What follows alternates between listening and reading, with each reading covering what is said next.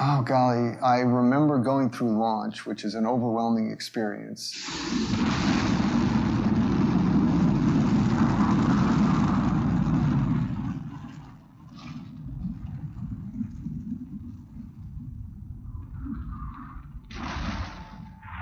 The engines cut off. I felt myself floating out of the seat. I floated over to the window, looked out, and we were coming up over the coast of Africa. And that's when it hit me. I'm in space. And, I just got incredibly excited because it's something I had dreamed about since I was 6 years old. I think you start out with this idea of what it's going to be like. And then when you do finally look at the Earth for the first time, you're overwhelmed by how much more beautiful it really is when you see it for real. It's just like it's this dynamic, alive place that you see glowing all the time. It was truly incredible to be up there, doing what I always wanted to do my whole life, and then to kind of glance back at our planet and see that view was just tremendous. I can only describe what I've seen. Looking down at the Earth, and you see that line that separates day into night slowly moving across the planet. Thunderstorms on the horizon casting these long shadows as the sun sets. And then watching the Earth come alive, and you see the lights from the cities and the towns. The events you see from space, like flying over thunderstorms, looking at them from the top, were spectacular. Like a fireworks show going on, and you're looking at it from the very top. Shooting stars going below us, or dancing curtains of auroras. It's just very hard to describe all the, the colors, the beauty, the motion.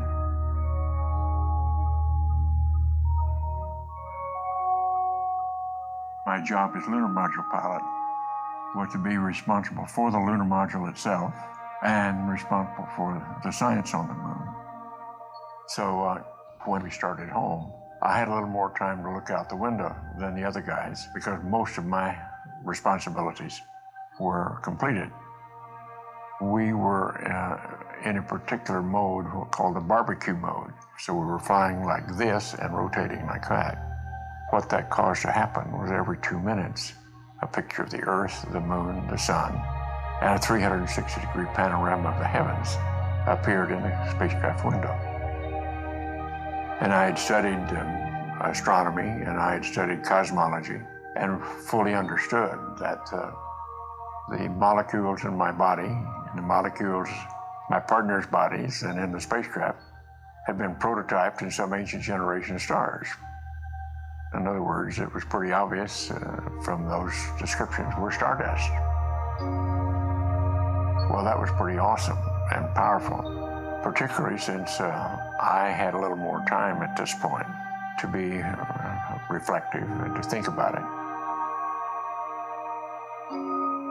Awe, I think, is one of those words that you have a better understanding of once you see it, too. I felt like, using the word awesome was totally appropriate when it came to describing what the planet looks like.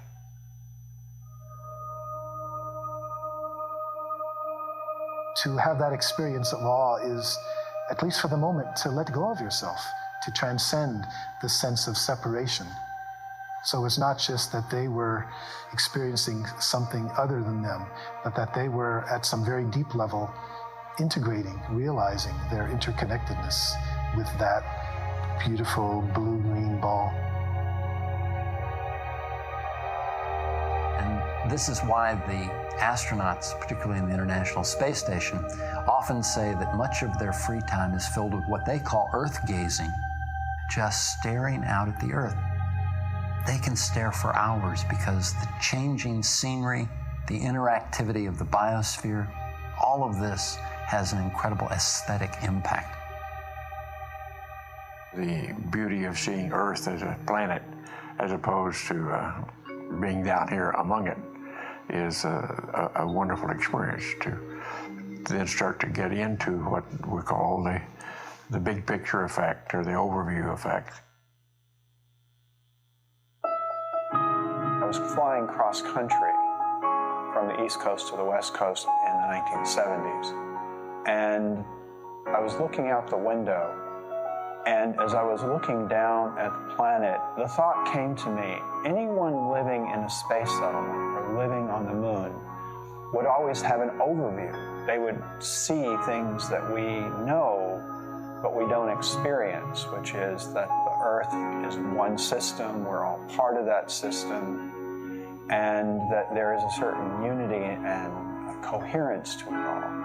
And I immediately called it the overview effect. You do, from that perspective, see the Earth as a planet. You see the sun as a star. We see the sun in the blue sky, but up there you see the sun in a black sky. So yeah, you are seeing it from a cosmic perspective. We've been evolving from the beginning of civilization to a larger and larger perspective of life on the Earth. But the next natural evolution is understanding the life in space. That is, the fact that the Earth, as Buckminster Fuller used to famously say, is a spaceship, Spaceship Earth. We are in space already. It's just that we haven't brought that into our perspective as we live here on Earth. The overview effect is simply the sudden recognition that we live on a planet and all the implications that it brings to life on Earth.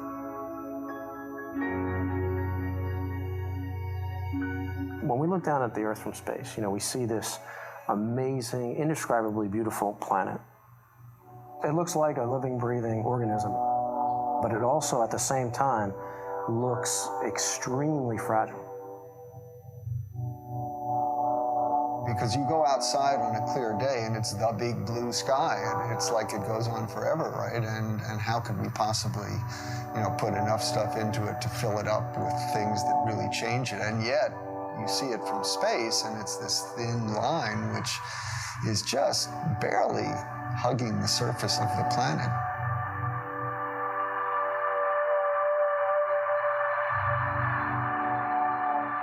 Anybody else who's ever gone to space says the same thing, because it really is striking and it's really sobering to see this paper-thin layer and to realize that that little paper-thin layer is all that protects every living thing on Earth from death, basically, from the harshness of space. There's this very poetic concept that a lot of people express, that there are no boundaries from space. And I've heard a lot of my astronaut colleagues say that. Unfortunately, it's not true. You do see boundaries. They're mostly the result of human impact. You can see erosion, clear-cutting of forests, and it's a long litany of environmental impact that we've had on our planet, and that's something which, when you see it from a cosmic perspective, makes you really appreciate the concept of Spaceship Earth, and that we're all here together.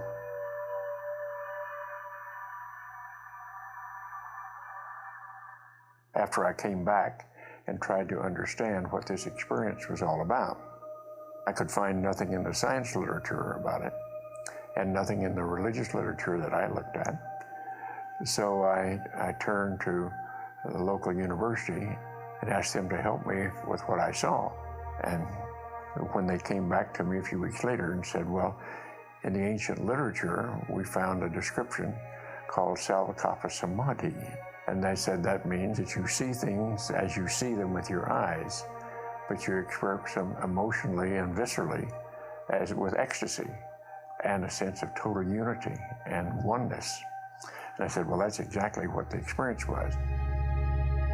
And so it's rather clear to me as I study this, it wasn't anything new, but was something that was very important to the way we humans were put together. Many of the great wisdom traditions of the Earth have pointed to what we're calling the overview effect. That is to say, they have realized this unity, this oneness of all life on Earth and of consciousness and awareness. Within the Western tradition, I think it's quite new and quite shocking, because there's been much more of a sense of separation.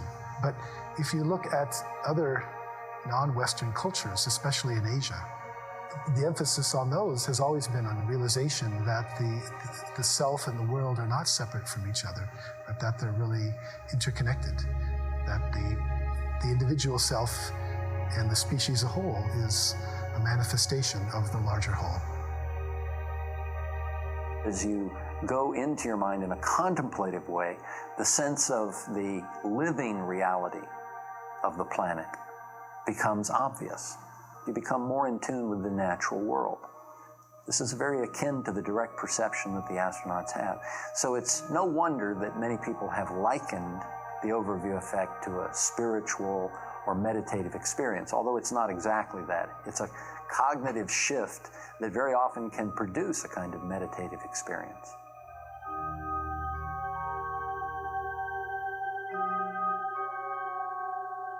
I'm sure we all interpret it somewhat differently. I know some of the fellows that go right to a religious explanation. I didn't. I went to more science explanation. And I think all that's wonderful.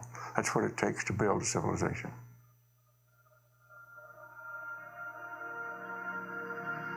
This view of the Earth from space, the whole Earth perspective, I think is the true symbol of this age. And I believe that what's going to happen is there's going to be a greater and greater interest in communicating this idea, because after all, it's key to our survival. We have to start acting as one species with one destiny. We are not going to survive if we don't do that. We're seeing very clearly that if the Earth becomes sick, then we become sick. If the Earth dies, then we're going to die. People sense that something's wrong, but they're still struggling to go back and find out what the real roots of the problem are. And I think what we need to come to is a realization that it's not just fixing an economic or political system, but it's a basic worldview, a basic understanding of who we are that's at stake. And a part of that is to come up with a new story, a new picture, a new way to approach this, and to shift our behaviors in such a way that it leads to a sustainable approach to our civilization as opposed to a destructive approach. It's a fragile planet, and if we don't take care of it and we don't work together, then we are going to have bigger issues than we have now down the road. On a grand scale, that's, we're basically all living in this one ecosystem called Earth. And everything that you do on one side of the ecosystem affects the other side. And that is a new way for living for most of humanity.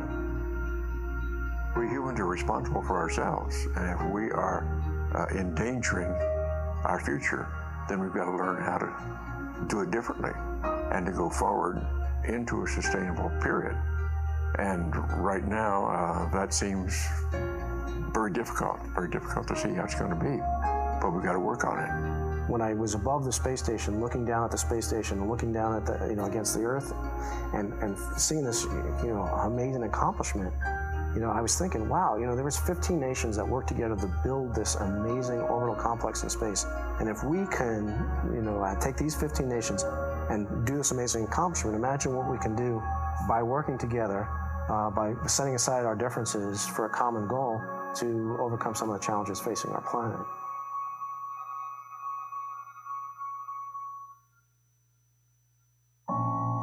We have this connection to Earth. I mean, it's our home. And I don't know how you can come back and not, in some way be changed. It may be subtle. You see differences in, different people in the just general response when they come back from space. But I think collectively, everybody has that emblazoned on their memories, the way the planet looks. You can't take that lightly. It really, you realize that you've been blessed by the opportunity to see that.